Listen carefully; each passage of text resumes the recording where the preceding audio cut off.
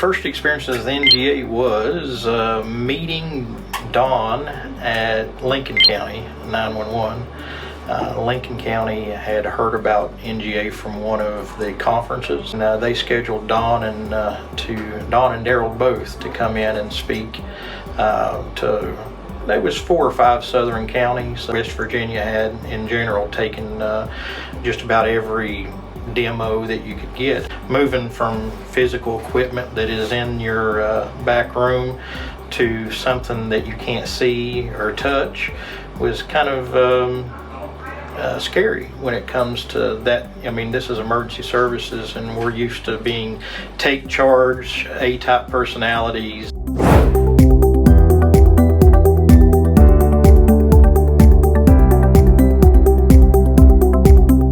I knew I wanted to move forward with NGA, and I wanted to move forward with the cloud service.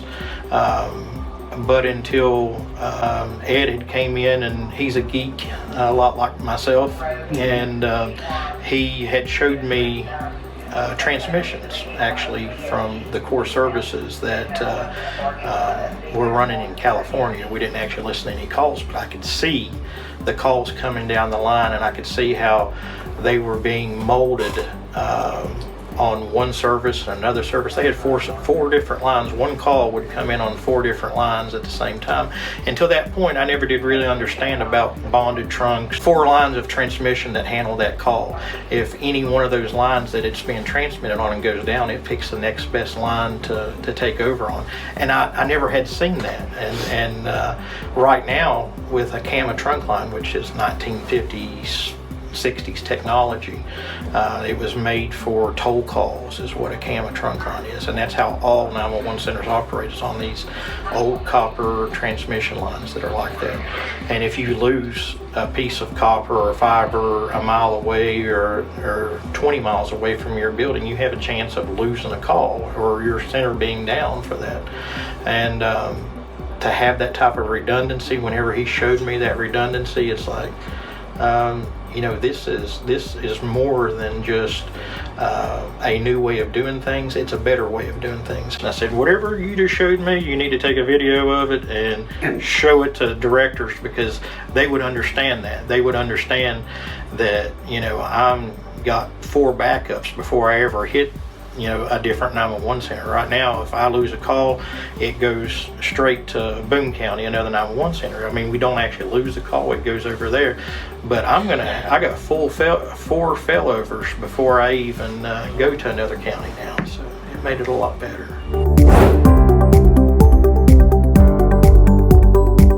Well, I was one of the unusual people that have read i3 version 2 at that time, and i3 version 3 now.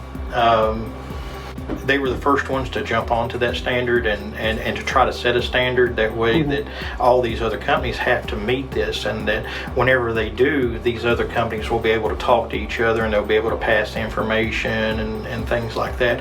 I'm not saying that one solution is right for everybody, but I can say that NGA is the best solution because they meet those i3 standards in spades. NGA coming in and doing things right the first time versus some of the other companies that have equipment that's already built on legacy models. One of them, the biggest thing, is sit native. You know, I don't want to get into big technical terms, but sit native is something that every 911 director should be aware of and know about, and know, you know, if you're coming from a legacy gateway, you know, why would you need a legacy gateway if you're going to be completely i3 compliant? Cloud to cloud sit native was one of the biggest reasons that when I got into it and started understanding it, that I chose to sign, and I did choose to sign with NGA as soon as I had seen.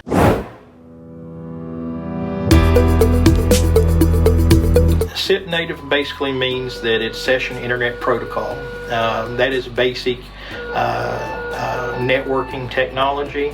It's off-the-shelf technology. There's nothing proprietary about SIP native, and that's where a lot of these companies get you at is they will say that they're off the shelf I3 compliant. That's part of I3 is that you don't have to have a $5,000 part that will make it work with things. You should be able to replace anything in your equipment rack, even if it is branded NGA or branded Motorola or branded Netgear. You should be able to take a Netgear router and replace it with a Silver Peak router, and that's being I3 compliant, meaning off the shelf. Native means talking directly internet to internet protocol. Most everybody knows just regular internet protocol. If you've dealt with a computer, you have IVP4 which is the standard for like your home computing stuff, and then a lot of people have seen that IVP6, but they don't know what it means whenever they see that IVP6. Well, IVP6 is a more secure version of IVP4 that gives you a duality. And here I go getting technical on you again, I'm sorry.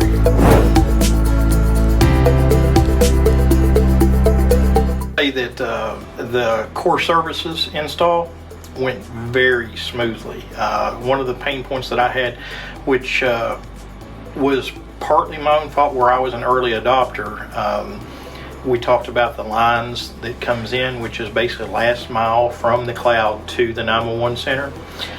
Which would be different internet service providers. We had a cable modem to start off with, and that was about the best that we had. We had NGA's guys light it up, and that gave us a fiber, and it is very robust, the fiber network. It has 5 nines, and a lot of people, you'll hear that 5 nines, and I do recommend that if there's any directors out there, make sure your service providers give you 5-9 service, which is in layman terms, you're not going to have much downtime at all.